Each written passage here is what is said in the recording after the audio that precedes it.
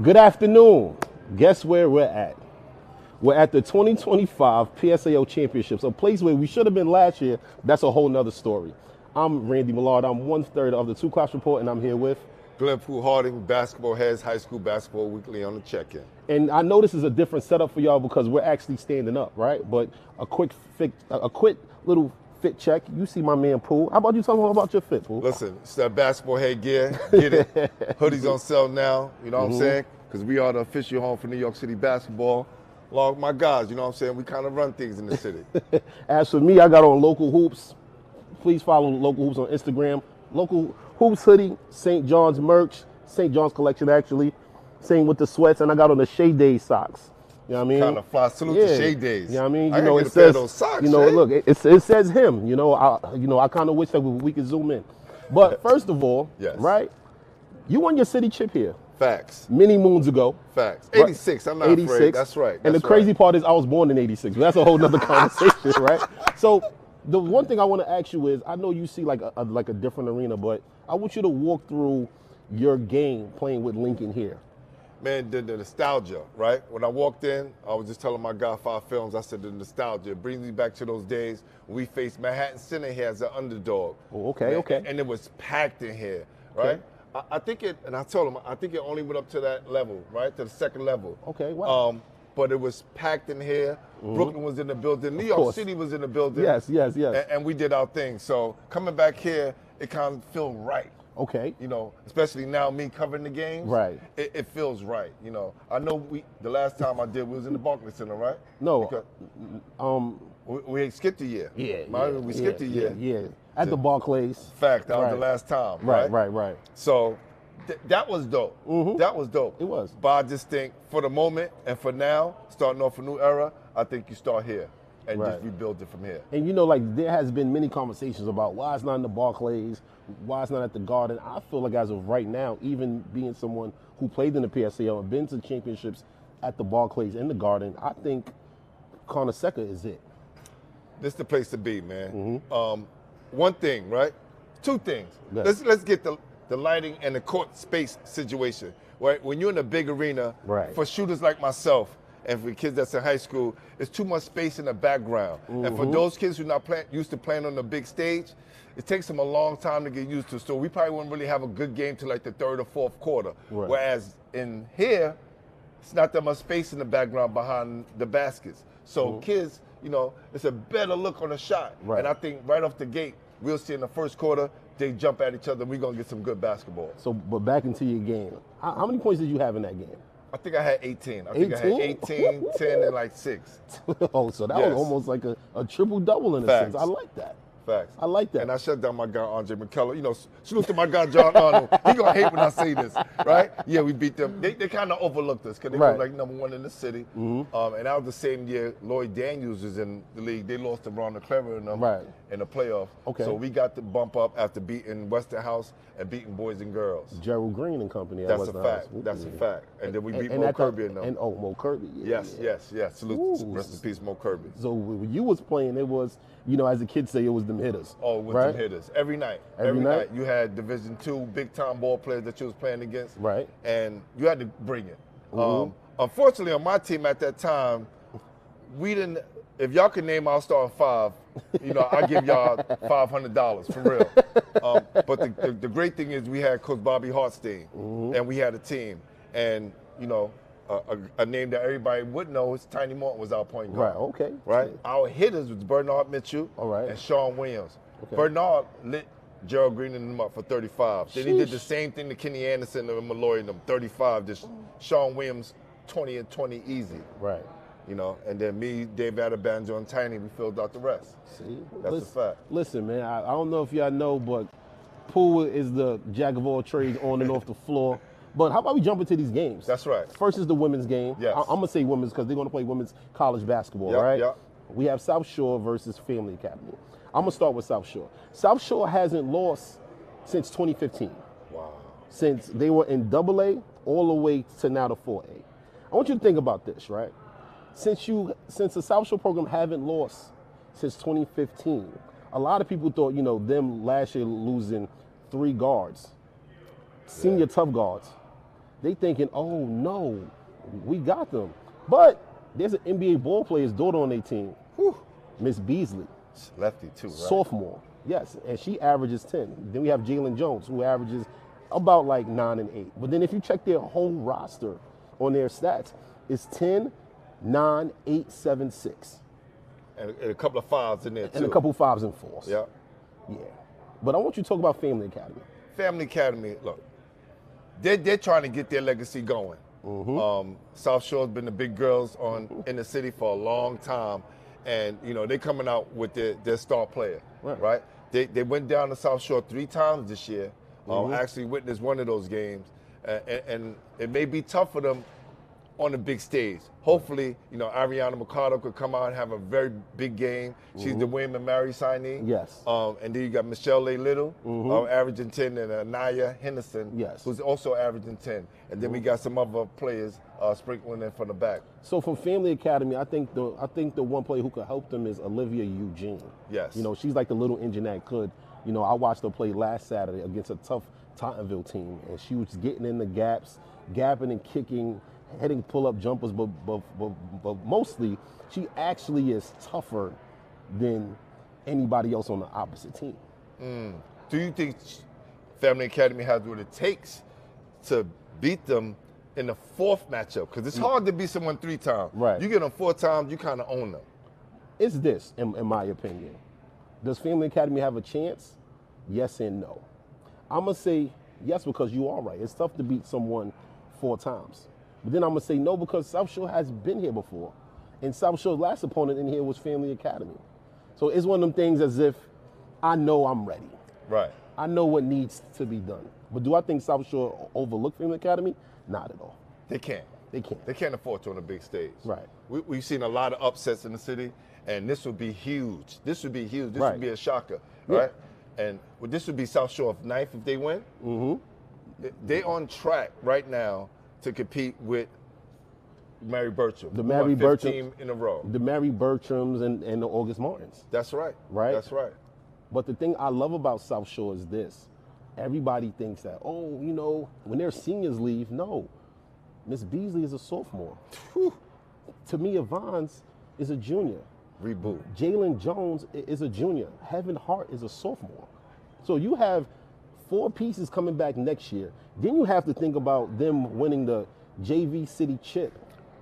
That's big. So you're kind of in a situation where you think they're not loading up again, but they loaded up again and again. If you get them, you better get them now. At least attempt to. Right. At least attempt to. Right, because you know it's going to be hard years down the line. Yeah. But the one thing I could say about Coach Fred Fortune at Family Academy, he started in 2A, and he made one of the biggest jumps. He jumped straight to 4A, and he actually competed. So that's the one thing I love about him. Coach Anwar Gladden and his staff, they work all year long. Yes. And those are the better programs if you think about it. Some programs stop in April after the season.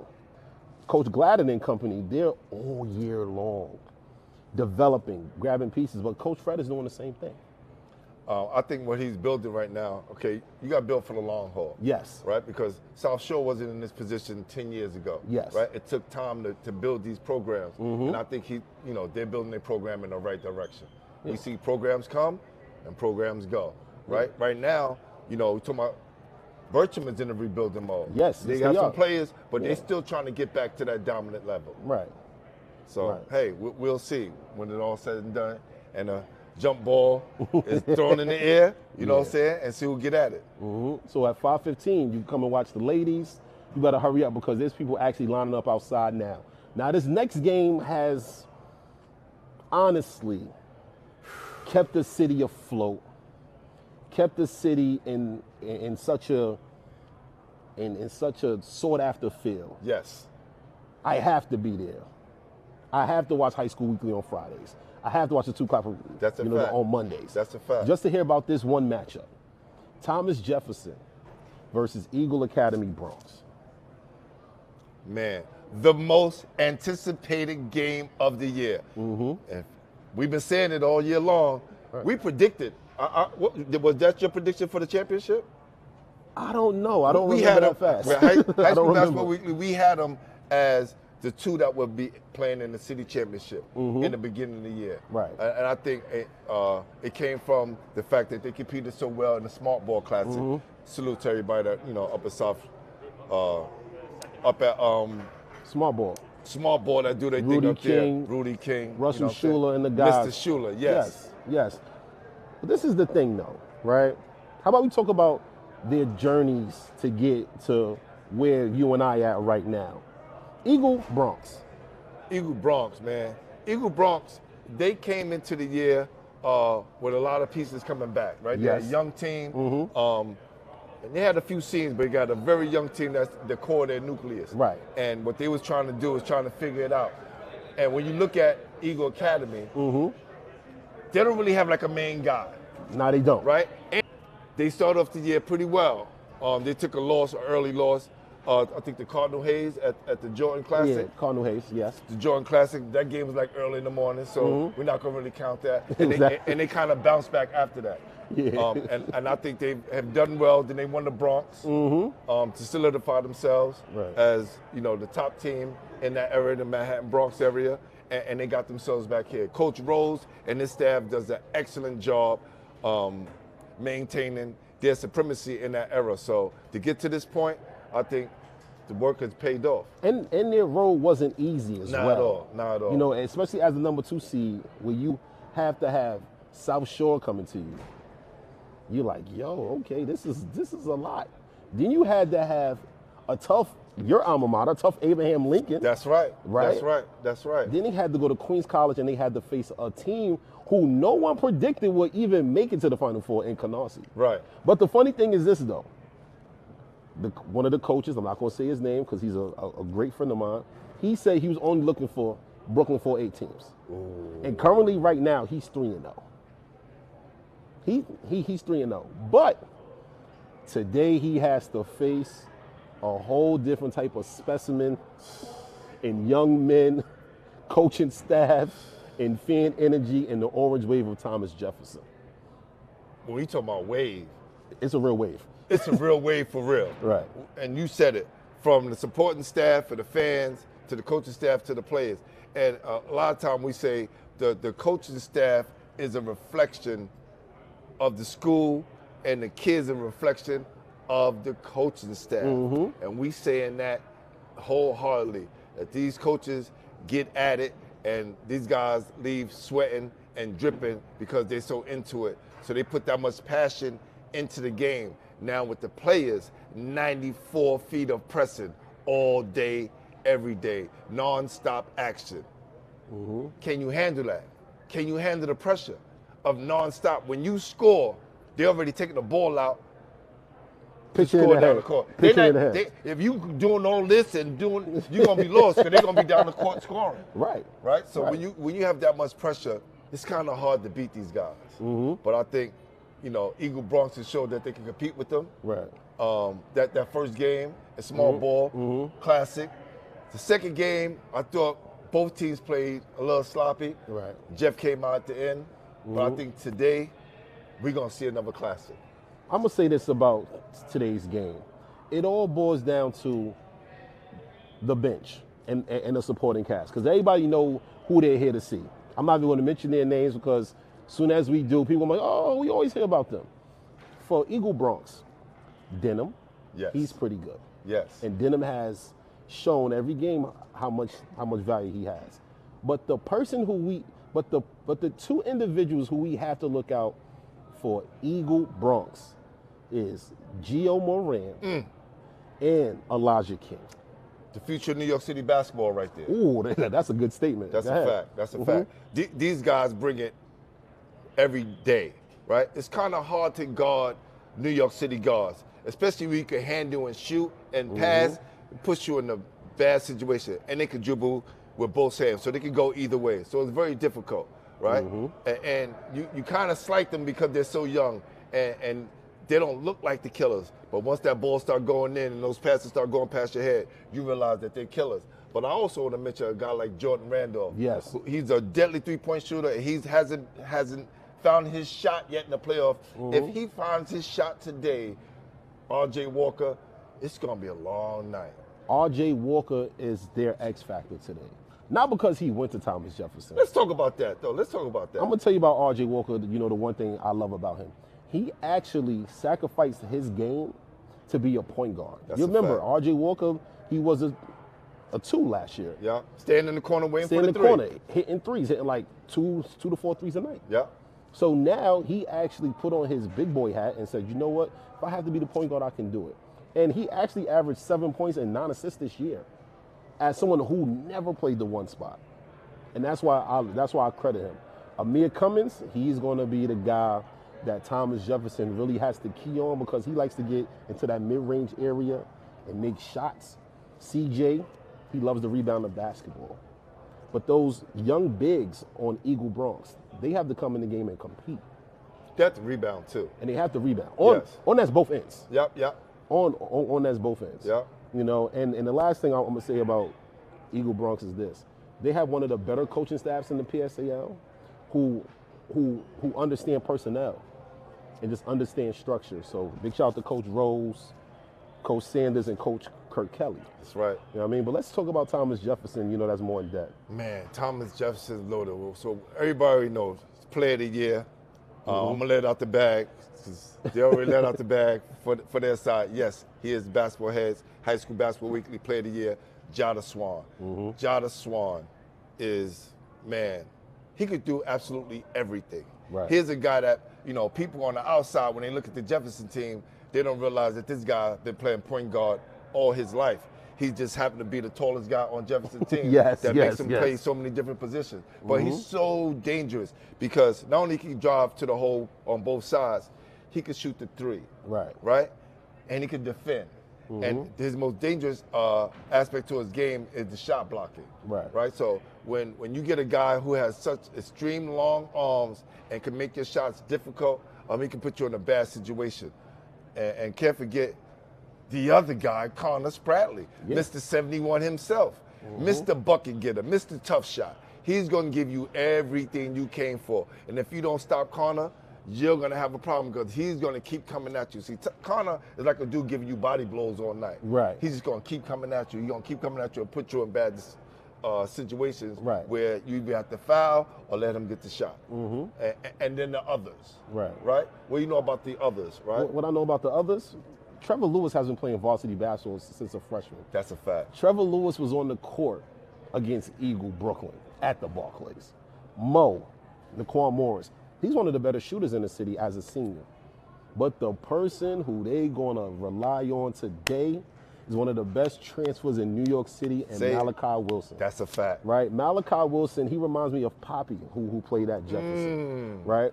And Mally has a game where is that he's going to be so tough and tenacious on both ends of the floor. And he doesn't get rattled. That's what I really love about him. He plays the win. He plays the hoop. Then you have Tamir Harper, you know, junior.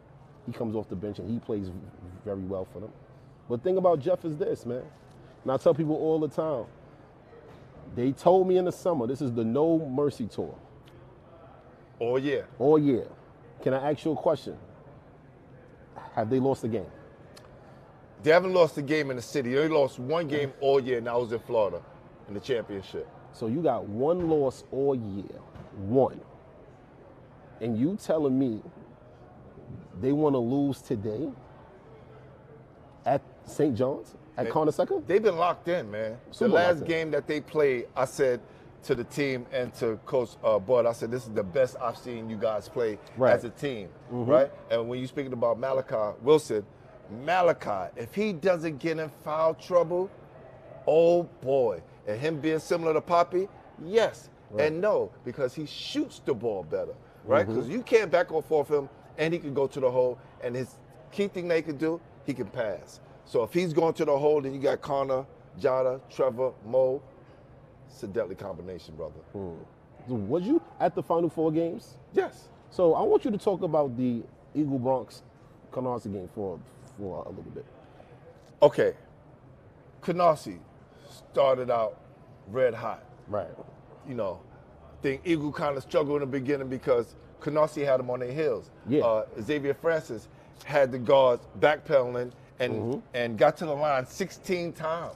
In the first half. In the first half. Yeah, he did. There were 23 foul shots that was shot in that first half for Canarsie. So it was kind of lopsided, but I think once Eagle kind of went and got refocused, they came back with a different game plan. They played some zone, they switched it up, played man, and they kept switching it up and kind of confused Canarsie a little bit, where Canarsie started deferring from Xavier, or he deferred himself, because I thought he disappeared, right? And then you got players like Giovanni that step up, right? Who was big. And then towards the end of the game, you got Elijah King, whose shot started to fall, right? And then, you know, again, Richard Walker sealing the win with those 5 shots at the end. So I thought that if Canarsie stayed in that zone, they could have kind of let Eagle keep shooting those threes to kind of put them in bad situations. But once they went to man-to-man, it was a wrap. I honestly think with Canarsie, they should have just let X facilitate. That's a fact. The whole second half. Because if a kid is taking 16 free throws in the first half, there's no way I'm not trying to make that kid shoot 16 more free throws in the second half. Yep. But the one thing I can say about Canarsie is Devin Clark, he played a huge role. Devin was huge. Yeah. He played a pretty good game. PJ, he looked like himself in spurts. But the one thing I have to challenge Canarsie to is this.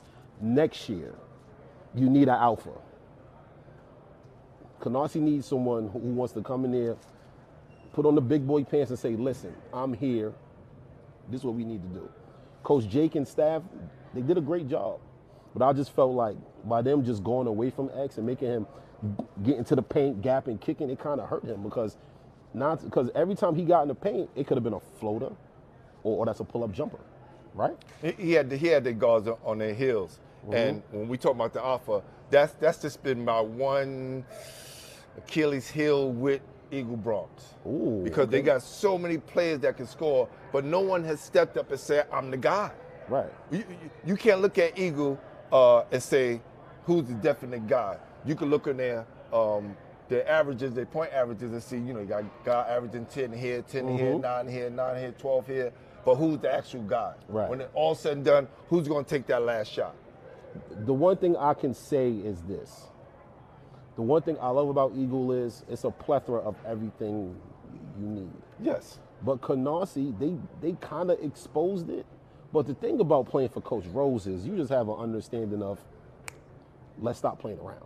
And that's the way it looked. Because if you look at the final 3 minutes of the fourth quarter, it looked different. It did. It was a total energy shift. And it started with Giovanni crossing over somebody. I'm not going to say who the person was, but he crossed him out of the play. That kid is a star. Yeah, he's a star. He transferred from St. Francis Prep, too. You know? But let's go to the TMA Jeff game. Even though it looked like a track meet, Jefferson knew what time it was. Yes. I wouldn't call it a statement win, but I would call it a somebody's next. BTA. Parkway. That's a fact. That's a it was fact. BTA Parkway. That's a fact. But the thing I like about TMA is this. TMA, 4th seed, nobody even had them making it past the quarters. That's right. They beat Monroe. Yeah. And they showed the city that we can compete. All year long. All year you've been hearing about Ahmad. You've been hearing about Julian, Big Eye Kim, Eric Bush. You've been hearing about them. And they showed at Queens College like, yo, we deserve to be here. But when was the last time a Manhattan team got that far? Yeah. And they participate in the Manhattan Bronx 4A. That's right. You know, so it's one of the toughest leagues, not the toughest league. Matter of fact, I was trying to go into that segment. You know, and I'm going to be brutally honest because this is the part where I care how coaches feel, I care how people feel, but how about we just be honest? When you look at the Bronx Manhattan 4A and the Brooklyn 4A, you can kind of say it's similar. Yes. Right? Yes. So how would you change the Queens 4A?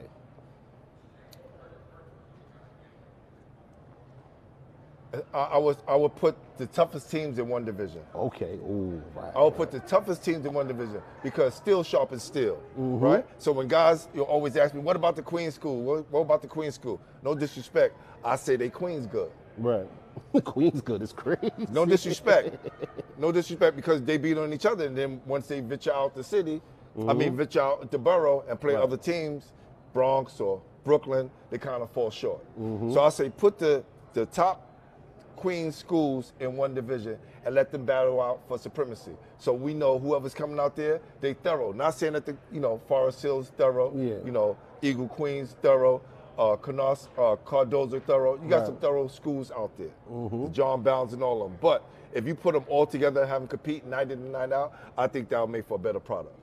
Now the thing about Queens, and I've been shouting this since November, December, and people laughed at me. When I said Epic South is the best program in Queens, my point was proven by winning Barrows. Right. But then Epic South messed around and lost to Graphics. Yeah. Now, how about we talk about 3A for a little bit? Then we're gonna. They need to move up, bro. No. So word on the street is that's going to happen. That would make sense. Why? That would make sense. Why though? Again, because like you said, if they're the best out the bunch and they're in the 3A and all the other guys in the 4A, what are we doing here? Right. We're kind of wasting time. So you get all those schools. You want to put the mainstays, those schools who are very good to play against each other because that's what the Brooklyn teams do. They had this. It was too many in one. Right. They had to split them up. Right. Right. Because it was just too many. Right. And they would just beat up on everybody else. So you want to give the other teams a chance. But I think for a situation like Queens, put them all in one. But make 2 or 3 of those guys from the 3 move up. Maybe the top dude from the 2 move. Everybody move up, and the top teams play each other. Right. So in the 3A chip, we have Graphics versus Achievement First. Yes. In the 2A, it's a backyard brawl. Brooklyn College Academy versus Banneker. That's going to be a Brooklyn right there. But one of the better games in the city, and I keep telling people this, and people think I'm crazy, Lutheran versus Summit. Say it. Lutheran versus Summit. That's a fact. So if y'all see us on Sunday and we at the games, we're going to give more, our predictions, and kind of, how we think and feel about the game. Question, transition now. Who was one of the better players in the playoffs that you've seen? For sure, Gio Moran. Of course, Jada Swan. Exeter, he kind of, slid off in the second half. Who? Xavier Francis. Xavier Francis? He was somebody that kind of impressed me the whole year. I just thought that last half of the playoff kind of hurt him. Right. Who else? The big guy from TMA. Big Akeem. Akeem, man. Look, Big Akeem. I think if they would have gave him the ball more, just imagine him on Jeff. Right. Yeah. Right? So we talking about a guy who is a game changer. Right? He doesn't get the ball a lot. He averages like 7 and 6. Right. And people look at him like, he's 6'10" for nothing. Right. But he got a nice touch. He knows the game, and you can see him playing the game with his IQ. Right. Elijah King, I really like Elijah King a lot. Like those 2 sophomores, I'm really into the young guys. Connor, I think if Connor comes with his A game and gets focused from the beginning, right, he would, because he impressed me all year. But there's probably a few more that I could go on, but those like the main guys who I'm kind of like. I'm going to talk about, teams who made the quarterfinals. If Christian Marbury doesn't get hurt, he really shows the city who he is. First of all, time out, my bad. I forgot Ethan Austin. How can I forget Ethan Austin? He proved to me, for a shadow of a doubt, he's definitely one of the top players in the city. And Christian Marbury, that legacy, man, if he doesn't get hurt, it's a different game. It's a different game, I'm telling you. One of the programs I'm not disappointed in, but the city wanted more from them, was James Monroe. Right? And the reason why I say that, because I'm a big Glasses fan. Glasses, yes. I love what he does on the floor and off the floor. Yeah. Right? But it's this, though. Glasses had opportunities to win. That TMA game was the opportunity. But the one thing about glasses, like I always tell them, you're always right there. When are you going to say, you know what, I'm tired of always being right there? When I'm a win. That's true. You know? I want you to think about it, though. No, that's true. I think they are the Brooklyn Collegiate of Brooklyn. Brooklyn Collegiate of Brooklyn. I'm going to keep it a buck. Of the Bronx. They call them BC. Listen, I'm going to tell you, because you don't know which one going to show up. Right. I always say that Monroe, no disrespect to people with special needs, they're bipolar. They don't know which one going to show up. You don't know which team going to show up, right? Mm-hmm. And I think the fact that you have that in that team and it's so unpredictable, it's kind of hard for them to be consistent and win those big games. And I think Brooklyn Collegiate is another one of those teams, and Canarsie, I put them in that same boat, who haven't gotten over that hump yet to be in the elite level. Right. And everybody kept talking about South Shore this year. Oh, they're not the same South Shore. They weren't, right? If you think about it. But like I tell people, every school has had a rebuilding year. That's right. Right? So I want you to think about that Brooklyn 4A. BC, rebuild. Only for this year, because a lot of their players are only sophomores and juniors. You know? Same thing with a school like, honestly, they could be good if they start working again. Boys and girls. Oh, yes. Yeah. Definitely. Yeah. And it's one of them things where is this, right? Because you and I, you know, Tone, Brian, like we really watch basketball. That's a fact. You know, so anybody who, you know, watches High School Weekly, anybody who watched the 2 Class Report, we know what we're talking about. That's a fact. So I want you to tell the city who's a student athlete that they need to look out for. Right now, that's on the rise. I'm gonna go with those 2 guards. I'm gonna keep saying it again: Gio Moran, Elijah King. Right. And then you got the player of the year from the 3A. You know what I'm saying? That's been doing it. Marquise Lloyd. He is a beast. He is a beast. You know what I'm saying? Christian Marbury. Right. People don't understand. Stephon Marbury is back in town. Yeah. He's gonna be working with his nephew all summer long. So we're gonna see a whole different Christian Marbury next year.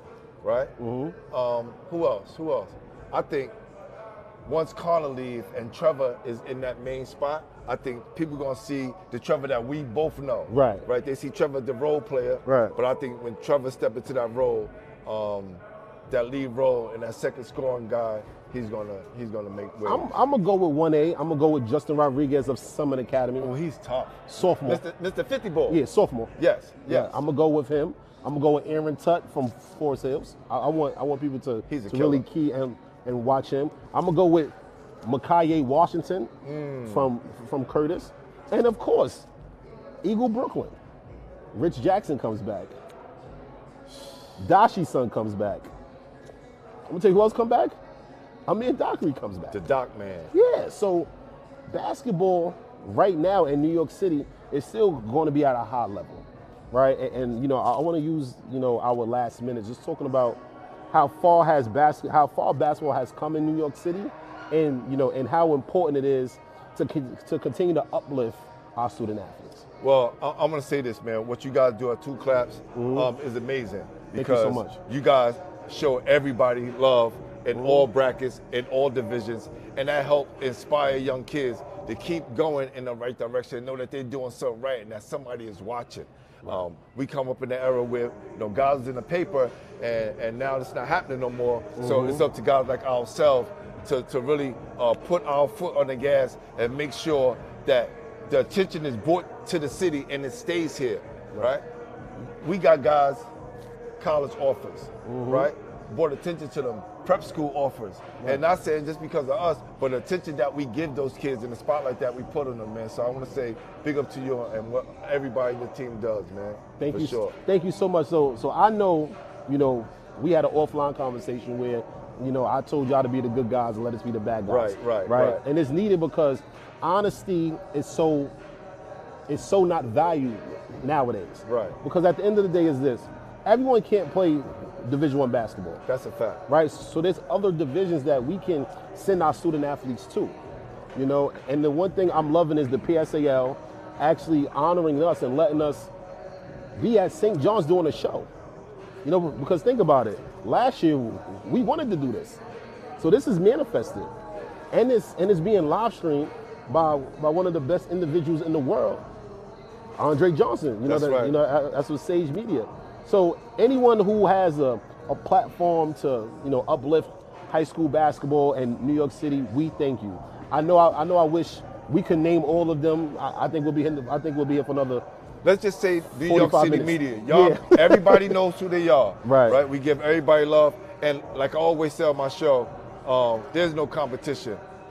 My guy, Brian Rankert, and I, we want to spread love to everybody to make sure that people know that we are all in this together. We all we got. Right? We got bigger companies out there that come in kind of poach in what we doing, but we the mainstays. We got our boots in the ground, and we here 10 toes down.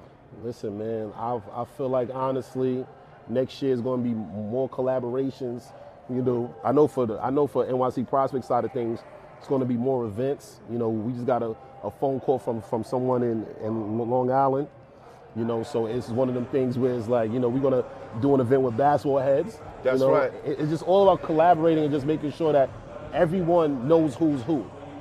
Because as you can see, we're in an arena where legends have played.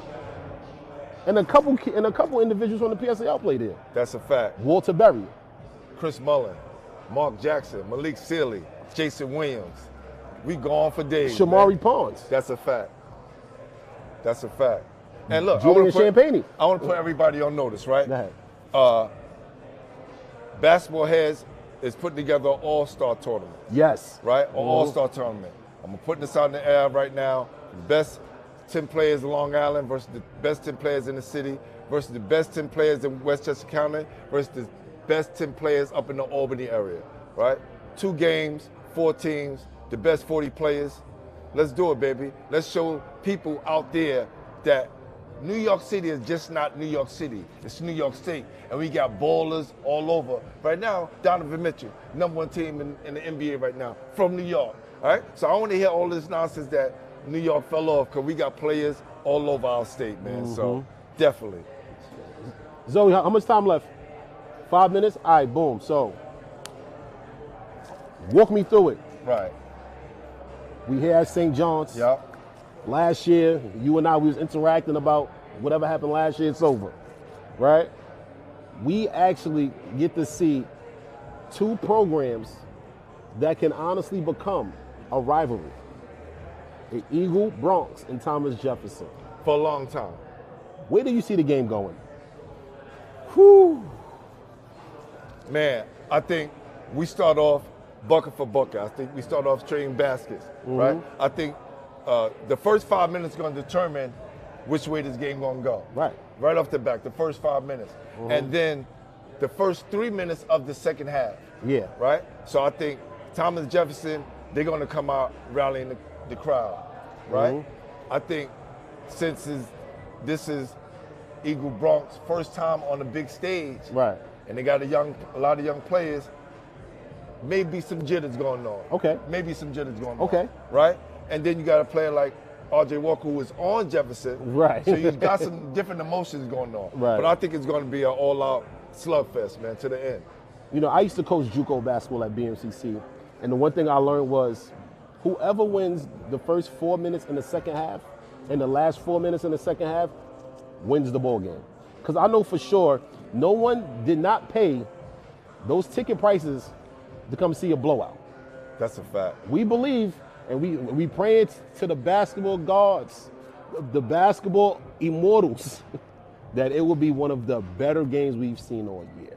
We need one like we had at the Barclays. Either way, whoever comes out the way. I think we'll have another classic like that. Yeah, and that's needed for the city. Yes. Because once you think about the city, there's a lot of emotion, a lot of passion, a lot of grit, a lot of grind, but it's also a lot of Barrow represent. That's what I love about the city. Yes.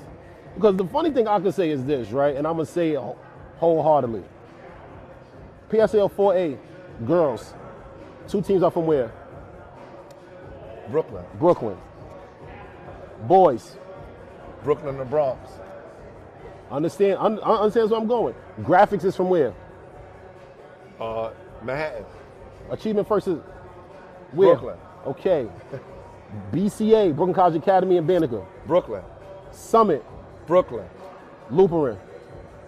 Upper Manhattan. Washington Heights. Washington Heights, yeah. So as you can see, right, basketball has been taken over by 2.5 to 3 boroughs. That's a fact. So Queens, we challenge you. And this is why I say Queens good, because I need y'all to get on the map. No disrespect. I love all my people out in Queens. But let me just jump to this real quick. I spoke to Coach Rose and Coach Pollard last night. Okay. They both in good faith. They both had great practices. Yes, as they should. So we're expecting a great game today. Right. Yes. So hope y'all prepared, man. Hope y'all prepared, because this rivalry is real. It's just beginning. It's just beginning. It's just beginning. It's just beginning. And guess what? And all the other rivalries that we didn't cover, we know. Because those rivals either exist in conference, but this rivalry exists out of conference. That's a fact. You know, Zoe, how much time we got left? We got 2 minutes. So last 2 minutes, I want you to, you know, tell people what BasketballHeadzz is about, what's coming up next. All right. BasketballHeadzz, listen, we started BasketballHeadzz real quick to kind of celebrate our legends, right? So if y'all want to go in there and check out some Pooh of our had great legends, everybody.